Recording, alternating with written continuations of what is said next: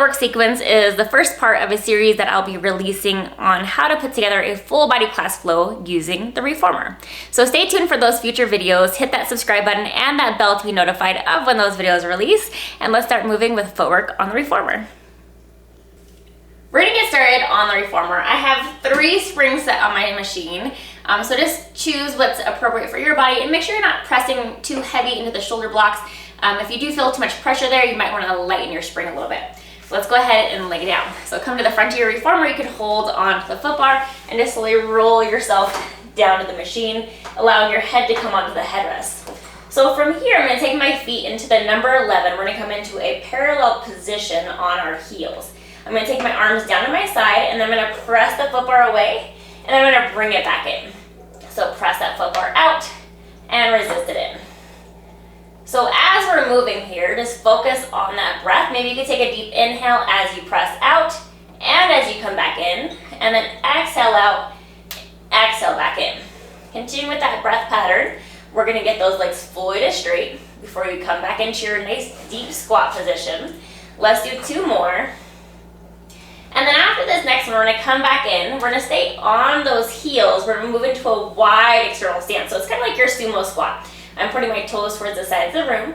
My heels are pressing onto the foot bar. And I'm going to press the foot bar away. And I'm going to pull it back in. Press it out. And back in. And just we're going to keep that torso nice and still as we move. It's as if the front and back body are working together. And also coming all the way to that stopper, working to not crash yourself in, but do work to find that full range of motion. We'll do 2 more. And then after that next one, as we come in, we're just gonna stay wide, but rotate internal. So now my big toes are turning to face in towards each other, and my knees come in as well. Still on the heels and the foot bar. Let's press out and back in. Press the foot bar away, pull it back in. And think about finding that length in your body, growing tall as we press out, just as if we're squatting and standing as we move here. We'll do 2 more in this position.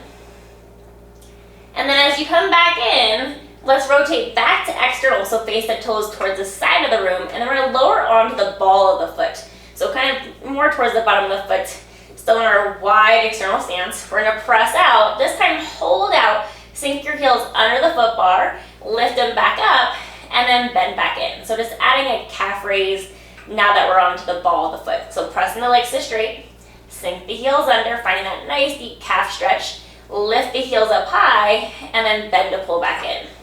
And you should feel a little bit more pressure at the ball, the big toe and second toe as we move.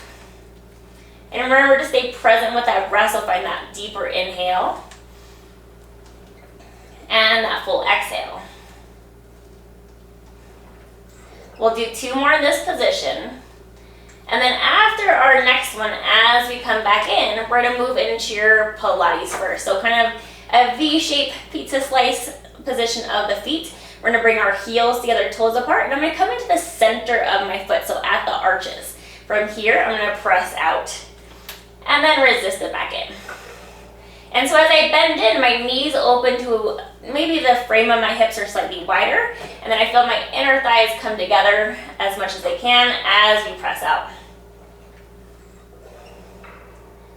I'm also allowing my toes to gently wrap over the foot bar, so I feel that stretch to the top of my foot, and still pressing into that center of the arch. We'll do 2 more.